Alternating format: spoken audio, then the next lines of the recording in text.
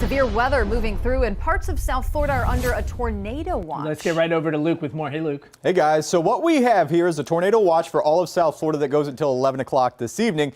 What's going on is a change in direction with a height as you go through the atmosphere, the change in the winds. At the ground level, they're going like this, and then a little bit higher up, they're going like that in two different directions. And when you get a strong enough thunderstorm to come through, it can tap into rotation and drop tornadoes, at least briefly. It's something that we're going to be tracking through the day. We don't have any severe thunderstorm warnings, no tornado warnings right now, just the potential is there that we see that through the afternoon. Here's the center, the mid-level center of Elsa, spinning well to the northwest of Key West now. Heavy rain across the Gulf side, and we're watching this thick band move through parts of Dade and Broward. And within this, we could get gusts to 45 miles per hour, but also real heavy rain. This is a flood advisory going over Miami Beach and parts of extreme eastern Dade County until 5:45. And that does include the Surfside area, still keeping that in mind as the site of the collapse. Also up here in Broward, heavy rain with these from Davie to Hollywood. It's not for everybody. You know, some of us are seeing dry conditions right now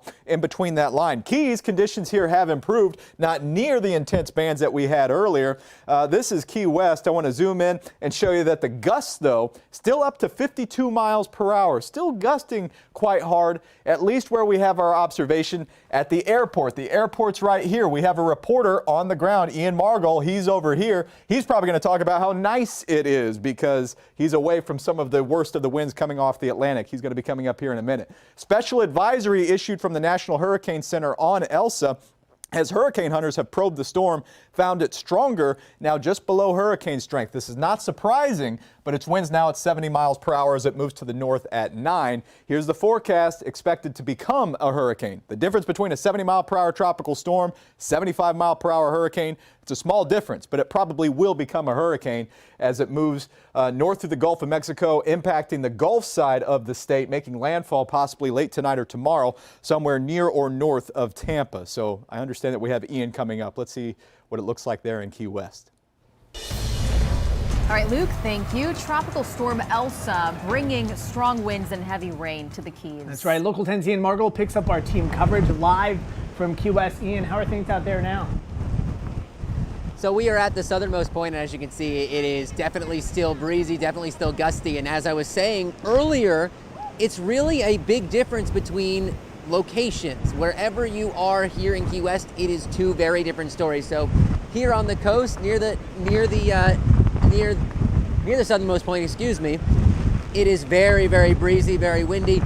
But as you go inland, as you go to Duval, that it becomes a much different story. It is totally calm out there, but we want to pan over and show you guys.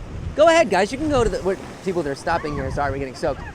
You can show you how intense these wind has become and how intense the water has. Let's say you can take you to some video we sent in earlier from the beach over at Higgs Beach. We were getting absolutely blown around earlier, and that's when we were getting the highest gust. That's when we were getting the most wind going horizontal. And again, we'll show you over at Duval here in just a second. A totally different story. It was like you would go a mile inland and it was a totally different day, just sort of a rainy day in Key West. But as you saw just a moment ago, there are a lot of tourists here at the southernmost point buoy, many of them taking advantage of this sort of break in the weather. I spoke to one of them before. Take a listen to what she said. We flew in last night at 5:30. But then as Elsa kind of got stuck down a little farther in Cuba, we were able to make it down here and get to our room safely and then enjoy this aspect of it and just kind of watch the wild weather. So I can tell you there were some power outages here in Key West and just north of us. About 1,600 customers were without power, but I can tell you we did see the utilities actually actively out here working to restore power. Again, it was only about 1,600 customers that we're getting that. And again, we are seeing gusty wind. We are seeing the spray from the water. We haven't gotten rain in a couple of hours at this point here in Key West, but we again are getting that spray off of the southernmost point buoy, as you do see typically with this kind of weather in Key West and in this area. There are still tourists that are going to be coming out here, and that's the other thing we're seeing. Plenty of people trying to see what Elsa is going to be doing here in the area. And for the most part, it has been this: gusty winds, lots of rain.